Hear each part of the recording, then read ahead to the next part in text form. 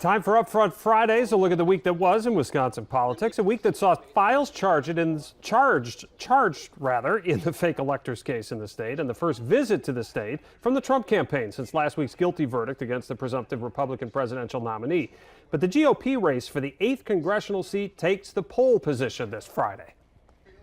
And we're joined once again, as we are every Friday, by Matt Smith, the executive producer and co-host of UpFront, also the political director at WISN TV, and our former colleague here.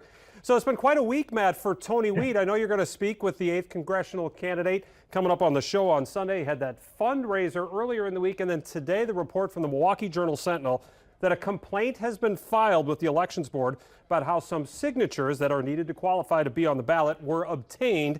This report alleges that Wied petitioners told people that the paperwork was to support efforts to help the homeless, although the papers were clearly marked for Tony Wied. WEC will look into this at their meeting Monday. So I guess the question, Matt, is this a big deal or not? Well, it seems like, at least from the initial reporting from what the Journal and from what WisPolitics has reported, is that the number of signatures being challenged wouldn't necessarily take him off the ballot. So It's not like they're challenging every signature in the book. So like logistically, in terms of ballot access, no. I mean, I think if there's any legs, and depending on what the Elections Commission does with this, it's just the perception of how maybe some of these signatures were gathered, and whether there's a tiff between this former Green Bay alderman who filed the complaint and Tony Wied. We'll have to see how the politics of all this plays out. We've already seen hints of that come to light. But listen, any complaint that is filed, the Elections Commission will look at it and take seriously. The Wied campaign completely dismissed this as politics, so we'll have to see. But in terms of like logistics getting on the ballot, it doesn't appear like this would prevent him from being on the ballot. All right, and it does not appear that the two candidates he's running against, Roger Roth and Andre Jacques, want to wade into these waters just yet. But again, we'll see what the WEC does. As we mentioned, Tony Wied's going to be on your program. Tuesday night, he held his fundraiser. They claim they raised $175,000. Give us some insight into what your discussion was about that we'll see on Sunday. So listen, it was fascinating to be up there and be back in the Green Bay area for the evening. I kind of wanted to see what the event looked like, and also the power of the Trump endorsement. This is going to be a really critical test in Northeast Wisconsin to see the power of this endorsement. Because I mean, let's be honest, the Wied campaign will acknowledge that before he got into the race, not a lot of people knew him by name unless you personally knew him.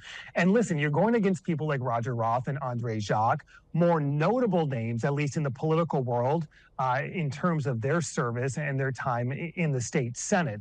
So listen, Trump Jr. was in, Tony Wied fully 100% going in as the Trump candidate, fully embracing that on the stage. I asked him, he was standing next to Trump Jr. as I talked to both of them. I said, listen, was there any risk in taking the Trump endorsement? And granted, you know, Trump's son is standing right there. And he said, no, look, he wanted the endorsement. He is embracing the endorsement. So this is full in on Trump.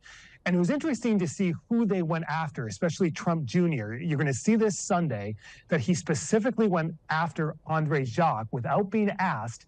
It wasn't Roger Roth at first. So at least at this point, it appears they see Andre as more of a threat than Roger Roth. As this primary, it appears, is going to potentially get a little nasty between now and August. All right, an interesting point there. And you mentioned Donald Trump Jr. there. This is the first appearance by anyone really associated with the Trump campaign since the felony convictions against Donald Trump Sr. Did you hear anything different than at this first public event that maybe the tone has changed, how they're handling the convictions, or are they following the playbook that you and I talked about last week?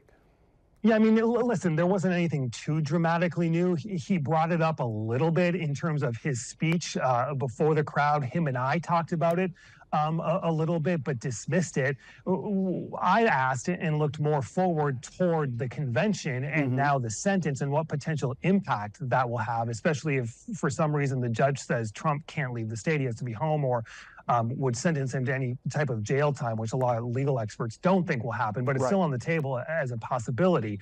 So no, and I also asked him about the charges from the Attorney General this week in terms of 2020 and the fake electors plan, and it was kind of the same tone, this weaponization of the judicial system targeting Trump and his allies. All right, one other note about the show coming up on Sunday. You'll have the chair of the Democratic National Committee on. Give us a sneak peek.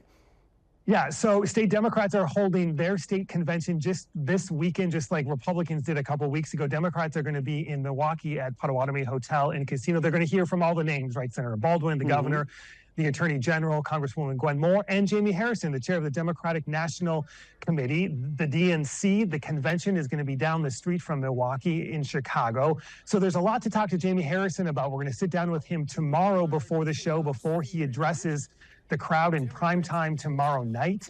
There's just an incredible amount, not only about the race, about the state of the race here in Wisconsin and the approval of the president and some numbers that are concerning for Democrats, but also the convention. This news that they're going to now virtually nominate Biden even before the convention begins. There's a lot of chatter about that. So we have a lot to talk about. We're going to get to that tomorrow. That will air Sunday on UpFront. All right, we'll look forward to that chatter, and we will see you Sunday. Matt, thanks so much. Thanks. Have a good weekend. And of course, you can see UpFront this and every Sunday morning, 10 a.m., right here on WBAY.